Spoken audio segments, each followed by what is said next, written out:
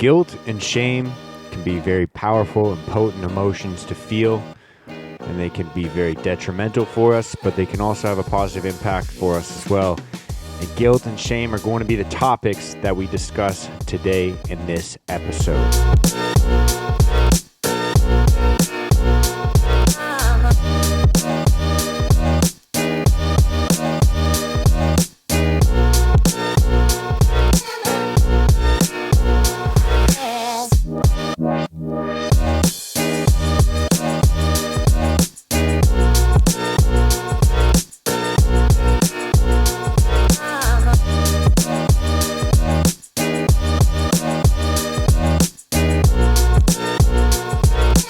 Welcome to the Risen Fallen Podcast. I'm your host, Mark Henriksen, and this is the podcast. If you're brand new to this, you can expect to hear open and authentic conversations about things like self-help, self-development, mental health, and all of those types of conversations. If you're not brand new to this, if you're a returning listener or a viewer, whether you're watching this on YouTube or you're listening to the podcast version on your favorite podcast platform, then thank you very much for coming back and supporting this journey, supporting this podcast, and supporting this movement. Whether you're brand new to this or not, you are the reason that I do what I do, and so I think that it's best we just jump into it. Before we start, a little bit of housekeeping. If you're watching this on YouTube, make sure you like, comment, and subscribe. If you're listening to this on your favorite podcast platform, make sure you rate it 5 stars and leave a little review if you can.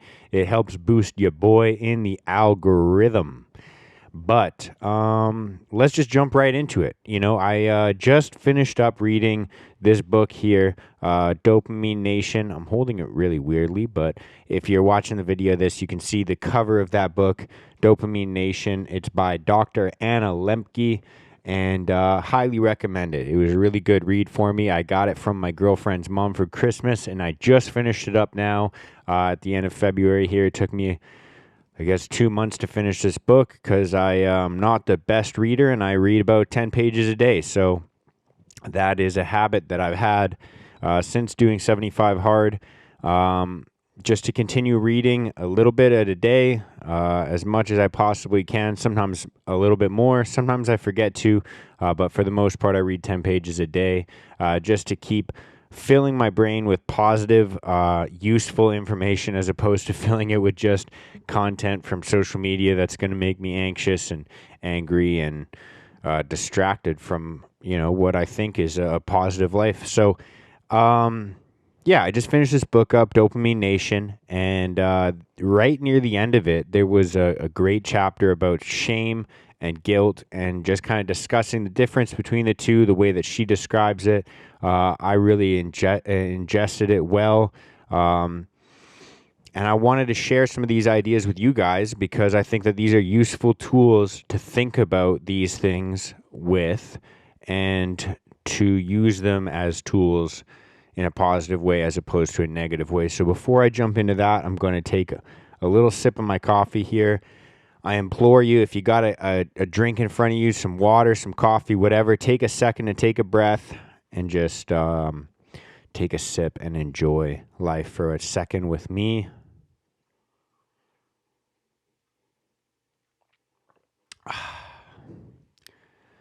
Man, I love coffee. So I just had a little sip of my coffee. If you got a coffee in front of you, take a sip as well.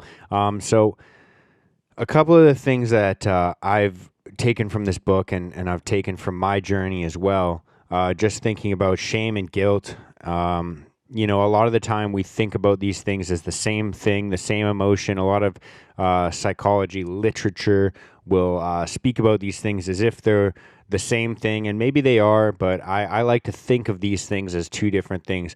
I like to first think about shame as, the idea of like, hey, I'm a good person that's done a shameful act, but that's something that I can correct, something that can be forgiven by, not just myself, but by others around me.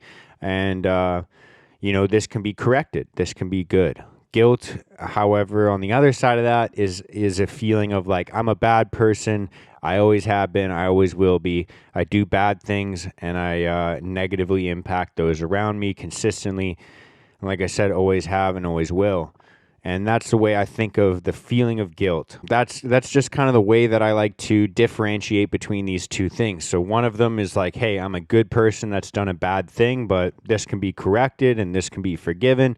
And the other side of it is like, I'm a bad person and I always do bad things. And I think that the differentiation right there is a huge differentiation, because the way that we think about ourselves, the way that we carry ourselves, and the way that we act and behave are all intertwined. If we consider ourselves to be bad people, we're going to continue the path of destruction, of ourselves and those around us and everything that we surround ourselves with. We think, hey, I'm a bad person. I always have been. So why try and fucking fix it? Why try and fucking make a correction in my life? I've been in that mindset for many years of my life when I struggle with depression and anxiety and suicidal thoughts. Just this feeling of this is how I've always been, this is how I'll always be, and there's no sense trying to fix it. There's no sense trying to correct, because there is no course correction. This is who I am. This is who I'm meant to be. The other side of that is differentiating from that. Thinking about, I am a good person. I have the potential to help other people, and I've done shameful things, but these are things that I can be, correcting in my life. I can make some course correction, and I can be forgiven, not just by other people, but sometimes the most important, forgiveness that we can have is to ourselves, to be able to look at ourselves and think about the things that we feel shame for, that we feel like, I probably shouldn't have fucking done that, or I probably shouldn't have done that in this way or with these intentions. We feel shame for some of the thoughts that we have. And to just be able to forgive ourselves and think, I am a good person. I have the potential to do all these great things, and I just fucked up. And, I understand that I'm a person that's going to have flaws. I'm going to make mistakes, and it's okay, because forgiveness for myself is the first step that I can take to correct these things. I have to forgive myself first and understand that I am a good person. I do have the potential to do some great things, and that all starts with forgiving yourself. So being able to look at some of the mistakes you made and understand that those mistakes, those things that you've done that you feel shame for, don't define who you are. They don't define who you are as a person, and they don't define who you can be in the future. And to think that you're not your mistakes, you're not your flaws, you're not your shameful acts that you've done in the past. You are somebody that has the potential to make a difference in this world in a positive way. And you're your habits, you're your behaviors today. And you are what you do today and what you intend to do tomorrow. And the discipline you have to stick to those things and not deviate from them to go towards shameful acts like you've done in the past. And I think that that's a really great way to kind of differentiate these two things, these feelings of guilt and shame. And I think this is kind of from the book as well. It's important to make sure that you're surrounding yourself with the right crowd. In this book, she talks about kind of differentiating between destructive shame and what she calls pro-social shame. And I'll kind of just give a little brief overview of those two things. The destructive shame, she outlined a little pattern, a cycle that basically, she says talks about over-consuming and talks about kind of addictive behaviors, but I'll just call them shameful acts. So the first step is a shameful act. The second step is then obviously the shame that follows that. The third step is lying about it, because you're in a community that will maybe shun you or isolate you or push you aside or make you, kind of apart from the group because of what you've done that you feel shame for. So you probably lie about it. And in lying about it, you start to isolate yourself. You start to distance yourself, which is the next step. There's kind of 4 things that she draws in this diagram. It's shameful act, shame, lying about it, isolation, which leads you back to doing more things that make you feel shame. And the other side of this is the pro-social shame she talks about. And so that diagram looks similar but includes different things. She says the first step would be the shameful act. Then you feel shame. That's the next step. And then the third step is radical honesty about this shame, because you're in a good crowd.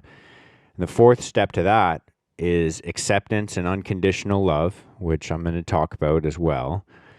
And then that's where the cycle breaks to where you feel a feeling of belonging and decreased shameful behaviors, obviously. Now, regardless of what crowd you're in, shame is, kind of an identifier of what you shouldn't be doing, what you shouldn't be continuing in your life. Shame is a useful tool. When we feel that negative emotion, and negative emotions are obviously useful things. I talked about this in an episode recently about negative emotions, but shame is one of those things. It allows you to kind of reflect back on, why you're feeling shame and what kind of behaviors or habits have led you to this. It tells you, it's a direct indicator, and it's loud too. It's hard to ignore when you feel shame. It's a direct indicator of what you shouldn't be doing in your life. We feel ashamed about lying. We feel ashamed about overeating or over-consuming in any form, basically just acting out of character. Whether you're over-consuming social media, you're over-consuming a substance, you're over-consuming food, you're over-consuming negative emotions. Some people get addicted to feeling bad about themselves. This is our guiding light, to be honest, with the people around us and what we feel shame for. And it can help, basically identify, what kinds of people we're surrounding ourselves with. Because in today's society, there's basically, two types of people when it comes to this topic. There's the people that tell us that we should accept these things that we feel shame for. This is the whole body positivity movement. And these people lead us to continue down these paths. And they say, hey, you know what? You shouldn't feel shame for this thing. You should actually feel great about this thing. Whether you're overweight, over-consuming, overindulgent, you're lying all the time, you're justifying these shameful acts. And these people will coerce you, basically, and convince you and validate these things to allow you to continue to do these things that you feel shame about, telling you that you shouldn't feel shame for them. And then you continue down this path of doing these things that make you feel shame, telling you, don't worry, you should feel good about this. And then you continue doing these things for an extended period of time, not knowing why you feel fucked up all the time and not knowing why your idea, your image of yourself doesn't align with what you should be feeling. This leads to confusion, anxiety, depression, etc. And the reason that people do these things is because they're looking for both social and self-validation, because they're looking for people to do the things that they're doing. And that allows them to feel kind of good about the things that they feel shame about, because, like I always talk about, humans are social creatures. And if we see other people doing the things that we're doing, we feel better about the shameful acts that we're continuing to do. Now, the other side of this is sometimes we're going to have people around us that, although they love us and accept us and they have unconditional love for the mistakes that we make, they're going to guide us, and help us make changes in our lives that aren't going to make us feel shame any longer. So they're going to say things like, hey, man, it's all good. You've made these mistakes, and they're going to help you course correct and say, maybe you feel this because of this behavior that you have. And I've done that in the past. I've felt like that in the past. I've behaved like that in the past. And this is a way that I overcame it.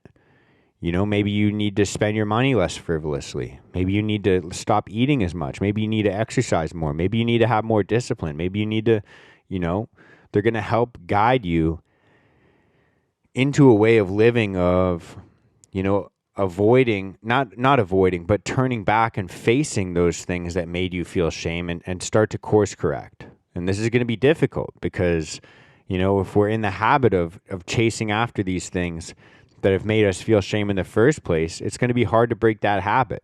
It's going to be hard to hear it from the people that we love. But if you truly do love somebody, you don't allow them to continue down this self-destructive or community destructive path where they're hurting themselves and the other people around them. If you truly love somebody, you want to help them. You want to help get them out of that cycle that's making them feel terrible about themselves. Because in the most part, if we do feel terrible about something in our lives, whether it's something that we do, a behavior or a habit that we have, it's probably justified. Our bodies and minds are smart. And I'm not talking about, shame for things that have been done to us. I'm talking about shame for things that we've done. And if we feel that way, chances are we can't just change the way we feel about that situation, but we can change our habits, we can change our behaviors, we can change who we spend our time around, and we can change the circumstances that we live our lives in. And so I just wanted to kind of read, a little part of this book. But before I do, I just wanted to say that, it's Monday morning right now, if you're listening to the podcast version of this, or Monday evening right now, if you're watching the video of this. And I wanted you to kind of think about some of the things that you feel shame about in your life. And think about being honest, like radically honest, like she says in this book, with somebody in your life. And just tell them, hey, I feel shame about this thing, and I want to change it. And just to be open and authentic about, the things that you feel negative about. And they are going to do one of two things, like I described earlier. They're going to tell you, hey, it's all good, don't worry about it, just keep doing you. Or they're going to say you might need to make a change. And chances are they might say that. And even if they don't, then maybe you could reflect back in your journal or wherever you do your self-reflection. And you can think about how you can change some of the behaviors that have led you to feeling shame in the first place. I think that's a great way to start the week. And so I just want to read, this is one of the last pages in this book. And it kind of discusses this, but it also discusses, just a way to view your life. So one of the last pages in this book, it says, I urge you to find a way to immerse yourself fully in the life that you've been given, to stop running away from what you're trying to escape, and instead stop, turn, and face whatever it is. Then I dare you to walk toward it. In this way, the world may reveal itself to you as something magical and awe-inspiring that does not require escape. Instead, the world may become something worth paying attention to. And I had to actually, I drew a little box around this part of the book, which is something I have literally never done before. I dog-ear pages, and I, kind of write down quotes, and I try my best not to write in books because I usually lend them to people as well. But this part of the book spoke to me. It spoke to me a lot because I think that, in this day and age and throughout human history, we've always had this kind of feeling of wanting to escape the things that make us feel negative emotions, that scare us, that make us anxious, that make us depressed, etc. And I think that escapism, that feeling of wanting to escape these negative things, leads us towards shameful acts. It leads us towards things that are going to make us feel ashamed of our behaviors. And I think that this world is a beautiful place. I truly do. I'm a pretty optimistic person, if you can't tell through this podcast or conversations with me, but I think that this world is a beautiful place and it should be admired. And, though sometimes not all of our behaviors reflect that, I think it's important to turn and look at the things that we're trying to escape and go towards them. Because that's how we develop, that's how we get stronger, that's how we become more formidable. And that's what this movement's all about, is making ourselves stronger and continuing down this journey of life. And when we do acquire new strength, I should say, to turn back and help other people down this path as well, to help lift other people up as well. And so that's what I wanted to share with you guys today. Just a little bit of this book, Dopamine Nation. Like I said, I highly recommend this book for other people as well. The subtitle is Finding Balance in the Age of Indulgence, which I think that we all understand that we're in. And I just wanted to kind of leave you guys with that as I record on this beautiful snowy day at the end of February here. It's March by the time you're listening to this, but it's a snowy February day in Vancouver when I record this. And I just want to leave you guys with that. Happy Monday.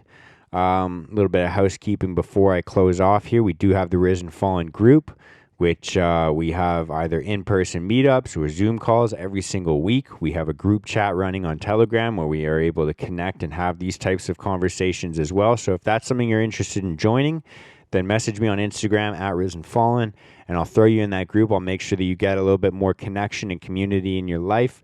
And if you want to, cop some of this merch, we got the Risen Fallen hoodies and tees as well, and that helps fund the in-person meetups, whether we go skating, we go for coffee, we go grab a bite to eat, we do something fun.